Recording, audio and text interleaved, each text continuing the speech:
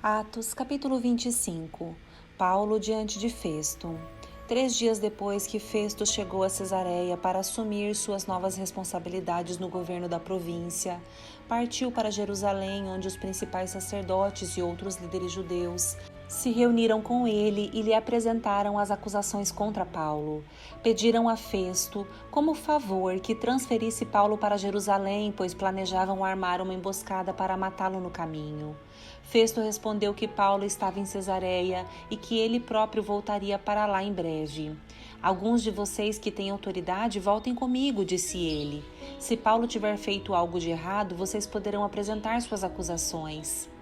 8 ou 10 dias depois, Festo voltou a Cesareia e no dia seguinte convocou o tribunal e mandou que trouxessem Paulo. Quando Paulo chegou, os líderes judeus vindos de Jerusalém se juntaram ao redor e fizeram várias acusações graves que não podiam provar. Paulo se defendeu: não sou culpado de nenhum crime contra as leis judaicas, nem contra o templo, nem contra o governo romano. Então Festo, querendo agradar aos judeus, perguntou: você está disposto a ir a Jerusalém e a ali ser julgado diante de mim? Paulo respondeu: este é um tribunal oficial romano, portanto devo ser julgado aqui mesmo. O Senhor sabe muito bem que não fiz nenhum mal aos judeus. Se fiz algo para merecer a pena de morte, não me recuso a morrer. Mas se sou inocente, ninguém tem o direito de me entregar a estes homens. Eu apelo para César. Festo consultou seus conselheiros e por fim respondeu: muito bem, você apelou para César, então irá para César. Alguns dias depois, o rei Agripa chegou com sua irmã Berenice para visitar Festo. Durante a estada deles, que durou vários dias, Festo discutiu o caso de Paulo com o rei. Tenho aqui um prisioneiro que Félix deixou para mim, disse ele.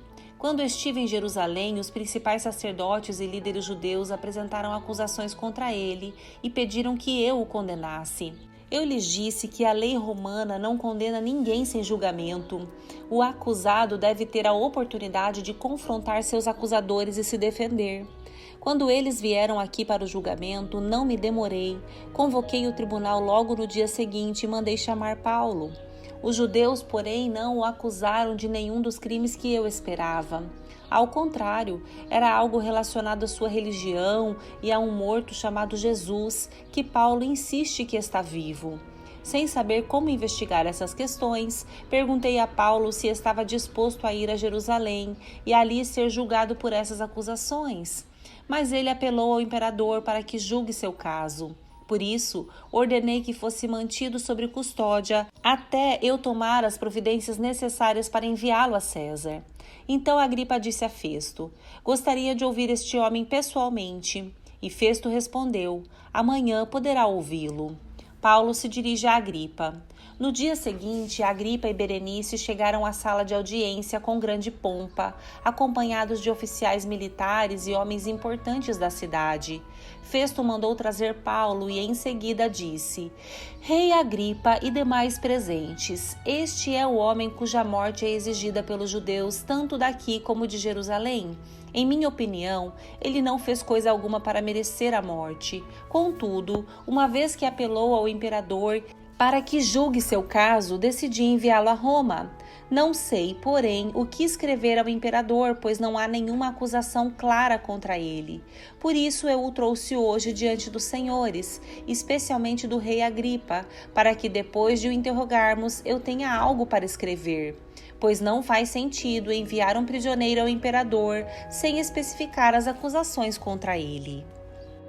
Atos, capítulo 26. Então Agripa disse a Paulo: você pode falar em sua defesa. Paulo fez um sinal com a mão e começou sua defesa. Rei Agripa, considero-me feliz de ter hoje a oportunidade de lhe apresentar minha defesa contra todas as acusações feitas pelos líderes judeus, pois sei que conhece bem todos os costumes e controvérsias dos judeus. Portanto, peço que me ouça com paciência. Como os líderes judeus sabem muito bem, recebi educação judaica completa desde a infância entre meu povo e depois em Jerusalém. Também sabem, e talvez estejam dispostos a confirmar, que vivi como fariseu, a seita mais rígida de nossa religião. Agora estou sendo julgado por causa de minha esperança no cumprimento da promessa feita por Deus a nossos antepassados. De fato, é por isso que as 12 tribos de Israel adoram a Deus fervorosamente, dia e noite, e compartilham da mesma esperança que eu. E, no entanto, ó rei, acusam-me por causa dessa esperança, porque lhes parece tão incrível que Deus ressuscite os mortos? Eu costumava pensar que era minha obrigação empenhar-me em me opor ao nome de Jesus, o Nazareno. Foi exatamente o que fiz em Jerusalém. Com autorização dos principais sacerdotes, fui responsável pela prisão de muitos dentre o povo santo. E eu votava contra eles quando eram condenados à morte. Muitas vezes providenciei que fossem castigados nas sinagogas, a fim de obrigá-los a blasfemar. Eu me opunha a eles com tanta violência que os perseguia até em cidades estrangeiras. Certo dia, numa dessas missões, dirigia-me a Damasco, autorizado e incumbido pelos principais sacerdotes. Por meio do meio-dia, ó rei, ainda a caminho, uma luz do céu, mais intensa que o sol, brilhou sobre mim e meus companheiros. Todos nós caímos no chão e eu ouvi uma voz que me dizia em aramaico: Saulo, Saulo, por que você me persegue? Não adianta lutar contra a minha vontade. Quem és tu, Senhor? Perguntei. E o Senhor respondeu: Sou Jesus a quem você persegue. Agora levante-se, pois eu apareci para nomeá-lo meu servo e minha testemunha. Conte o que viu e o que lhe mostrarei no futuro. E eu o livrarei tanto de seu povo como dos gentios. Sim, eu o envio aos gentios para abrir os olhos deles a fim de que se voltem das trevas para a luz e do poder de Satanás para Deus. Então receberão o perdão dos pecados e a herança entre o povo de Deus, separado pela fé em mim. Portanto, rei Agripa, obedeci à visão celestial, anunciei a mensagem primeiro em Damasco, depois em Jerusalém e em toda a Judéia, e também aos gentios, dizendo que todos devem arrepender-se, voltar-se para Deus e mostrar, por meio de suas boas obras, que mudaram de rumo. Alguns judeus me prenderam no templo por anunciar essa mensagem e tentaram me matar. Mas Deus tem me protegido até este momento, para que eu dê testemunho a todos, dos mais simples até os mais importantes. Não ensino nada além daquilo que os profetas e Moisés disseram que haveria de acontecer, que o Cristo sofreria e seria o primeiro a ressuscitar dos mortos, e desse modo anunciaria a luz de Deus tanto aos judeus como aos gentios. De repente, Festo gritou: Paulo, você está louco! O excesso de estudo o fez perder o juízo. Mas Paulo respondeu: Não estou louco, excelentíssimo Festo. Digo a mais sensata verdade, e o rei Agripa sabe dessas coisas. Expresso-me com ousadia porque tenho certeza de que esses acontecimentos são todos de conhecimento dele, pois não se passaram em algum canto escondido. Rei Agripa, o Senhor crê nos profetas? Eu sei que sim. Então Agripa o interrompeu: Você acredita que pode me convencer a tornar-me cristão em tão pouco tempo? Paulo respondeu: Em pouco ou em muito tempo, peço a Deus que tanto o Senhor como os demais aqui presentes se tornem como eu, exceto por estas correntes. Então o rei, o governador, Berenice e todos os outros se levantaram e se retiraram. Enquanto saíam, conversavam entre si e concordaram: Esse homem não fez nada que mereça morte ou prisão. E Agripa disse a Festo: ele poderia ser posto em liberdade se não tivesse apelado a César. Atos, capítulo 27. Paulo vai a Roma. Quando chegou a hora, zarpamos para a Itália. Paulo e muitos outros prisioneiros foram colocados sob a guarda de um oficial romano chamado Júlio, capitão do regimento imperial.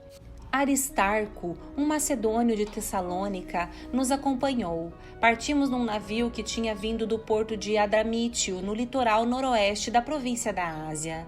Estavam previstas diversas paradas em portos ao longo da costa. No dia seguinte, quando ancoramos em Sidom, Júlio demonstrou bondade a Paulo, permitindo-lhe que desembarcasse para visitar amigos e receber ajuda material deles. Quando partimos de lá, fomos costeando a ilha de Chipre, devido aos ventos contrários que tornavam difícil manter o rumo. Prosseguindo por mar aberto, passamos pelo litoral da Cilícia e da Panfilha, chegando a Mirra, na província de Lícia. Ali, o oficial no comando encontrou um navio egípcio de Alexandria que estava de partida para a Itália e nos fez embarcar. Navegamos vagarosamente por vários dias e, depois de muita dificuldade, nos aproximamos de Cnido. Por causa dos ventos contrários, atravessamos para Creta, acompanhando o litoral menos exposto da ilha, defronte ao cabo de Salmona. Costeamos a ilha com grande esforço até que chegamos a Bons Portos, perto da cidade de Lazeia. Havíamos perdido muito tempo. As condições climáticas estavam se tornando perigosas para a navegação, pois se aproximava o fim do outono e Paulo tratou dessa questão com os oficiais do navio. Disse ele: Senhores, se prosseguirmos, vejo que teremos problemas adiante. Haverá grande prejuízo para o navio e para a carga e perigo para a nossa vida. Mas o oficial encarregado dos prisioneiros deu mais ouvidos ao capitão e ao proprietário do navio que a Paulo. E uma vez que Bons Portos era uma enseada aberta, um péssimo lugar para passar o inverno, a maioria da tripulação desejava ir a Fenice, que ficava mais adiante na costa de Creta, e passar o inverno ali. Fenice era um bom porto com abertura apenas para o sudeste e o noroeste. A tempestade no mar. Quando um vento leve começou a soprar do sul, os marinheiros pensaram que conseguiriam chegar lá a salvo. Por isso, levantaram âncora e foram costeando Creta. Mas o tempo mudou de repente e um vento com força de furacão chamado Nordeste soprou sobre a ilha e nos empurrou para o mar aberto. Como os marinheiros não conseguiam manobrar o navio para ficar de frente para o vento, desistiram e deixaram que fosse levado pela tempestade. Navegamos pelo lado menos exposto de uma pequena ilha chamada Cauda, onde com muito custo conseguimos içar para bordo o barco salva-vidas que viajava rebocado. Então, os marinheiros amarraram cordas em volta do casco do navio para reforçá-lo. Temiam ser arrastados para os bancos de areia de Sirte, diante do litoral africano. Por isso, baixaram a âncora flutuante para desacelerar o navio e deixaram que fosse levado pelo vento. No dia seguinte, como ventos com força de vendaval continuavam a castigar o navio, a tripulação começou a lançar a carga ao mar. No terceiro dia, removeram até mesmo parte do equipamento do navio e o jogaram fora. A tempestade terrível prosseguiu por muitos dias, escondendo o sol e as estrelas até que perdemos todas as esperanças. Fazia tempo que ninguém comia. Por fim, Paulo reuniu a tripulação e disse: Os senhores deveriam ter me dado ouvidos no princípio e não ter deixado Bons Portos. Teriam evitado todo esse prejuízo e esta perda. Mas tenham bom ânimo, o navio afundará, mas nenhum de vocês perderá a vida. Pois ontem à noite um anjo do Deus a quem pertenço e sirvo se pôs ao meu lado e disse: Não tenha medo, Paulo, é preciso que você compareça diante de César. E Deus, em sua bondade, concedeu proteção a todos que navegam com você. Portanto, tenham bom ânimo.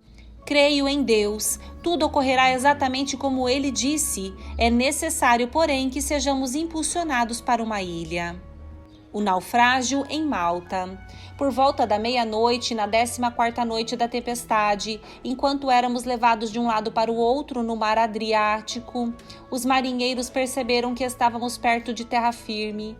Lançaram a sonda e verificaram que a água tinha 37 metros de profundidade. Um pouco depois, lançaram a sonda novamente e encontraram apenas 27 metros. Temiam que, se continuássemos assim, seríamos atirados contra as rochas na praia. Por isso, lançaram 4 âncoras da parte de trás do navio e ansiavam para que o dia chegasse logo. Dando a entender que iriam lançar as âncoras da parte da frente, os marinheiros baixaram o barco salva-vidas, na tentativa de abandonar o navio. Paulo, então, disse ao oficial no comando e aos soldados: Se os marinheiros não permanecerem a bordo, vocês não conseguirão se salvar. Então os soldados cortaram as cordas do barco salva-vidas e o deixaram à deriva. Enquanto amanhecia, Paulo insistiu que todos comessem. De tão preocupados, vocês não se alimentam há 2 semanas, disse ele. Por favor, comam alguma coisa agora para seu próprio bem, pois nenhum fio de cabelo de sua cabeça se perderá. Em seguida, tomou um pão, deu graças a Deus na presença de todos, partiu-o em pedaços e comeu. Todos se animaram e começaram a comer. Havia um total de 276 pessoas a bordo. Depois de se alimentar, a tripulação aliviou o peso do navio mais um pouco, atirando ao mar toda a carga de trigo. Ao amanhecer, não reconheceram a terra, mas viram uma enseada com uma praia e cogitaram se seria possível chegar ali e atracar o navio. Então cortaram as âncoras e as deixaram no mar. Depois afrouxaram as cordas que controlavam os lemes, levantaram a vela da frente e foram rumo à praia. Mas o navio foi apanhado entre duas correntezas contrárias e encalhou antes do esperado. A parte da frente se encravou e ficou imóvel, enquanto a parte de trás, atingida pela força das ondas, começou a se partir. Os soldados queriam matar os prisioneiros para que não nadassem até a praia e depois fugissem. O oficial no comando, porém, desejava poupar a vida de Paulo e não permitiu que executassem seu plano. Ordenou aos que sabiam nadar que saltassem ao mar primeiro e fossem em direção à terra. Os outros se agarraram às tábuas ou pedaços do navio destruído. Assim, todos chegaram à praia em segurança. Atos, capítulo 28. Paulo na ilha de Malta. Uma vez a salvo em terra, descobrimos que estávamos na ilha de Malta. O povo de lá nos tratou com muita bondade. Por ser um dia frio e chuvoso, fizeram uma fogueira na praia para nos receber. Enquanto Paulo juntava um monte de gravetos e os colocava no fogo, uma cobra venenosa que fugia do calor mordeu sua mão. Quando os habitantes da ilha viram a cobra pendurada na mão de Paulo, disseram uns aos outros: sem dúvida, ele é um assassino. Embora tenha escapado do mar, a justiça não lhe permitiu viver. Mas Paulo sacudiu a cobra no fogo e não sofreu nenhum mal. O povo esperava que ele inchasse ou caísse morto de repente. No entanto, depois de esperarem muito tempo e verem que nada havia acontecido, mudaram de ideia e começaram a dizer que ele era um deus. Perto da praia havia uma propriedade pertencente a Públio, a principal autoridade da ilha. Por 3 dias ele nos hospedou e nos tratou com bondade. Aconteceu que o pai de Públio estava doente com febre e disenteria. Paulo entrou, orou por ele e, impondo as mãos sobre sua cabeça, o curou. Então os demais enfermos da ilha vieram e foram curados. Como resultado, fomos cobertos de presentes e honras. E chegada a hora de partirmos, o povo nos forneceu todos os suprimentos necessários à viagem. Paulo chega a Roma. 3 meses depois do naufrágio, embarcamos em outro navio que havia passado o inverno na ilha. Era um navio alexandrino que tinha na parte da frente a figura dos deuses gêmeos. Aportamos em Siracusa, onde ficamos 3 dias. Dali navegamos até Régio. Um dia depois, um vento sul começou a soprar, de modo que no dia seguinte prosseguimos até Puteoli. Ali encontramos alguns irmãos que nos convidaram a passar uma semana com eles. Depois fomos para Roma. Os irmãos em Roma souberam que estávamos chegando e vieram ao nosso encontro no fórum da Via Ápia. Outros se juntaram a nós nas 3 vendas. Ao vê-los, Paulo se animou e agradeceu a Deus. Quando chegamos a Roma, Paulo recebeu permissão de ter sua própria moradia sob a guarda de um soldado. Paulo prega e ensina em Roma. 3 dias depois de chegar, Paulo convocou os líderes judeus locais e lhes disse: Irmãos, embora eu não tenha feito nada contra nosso povo nem contra os costumes de nossos antepassados, fui preso em Jerusalém e entregue ao governo romano.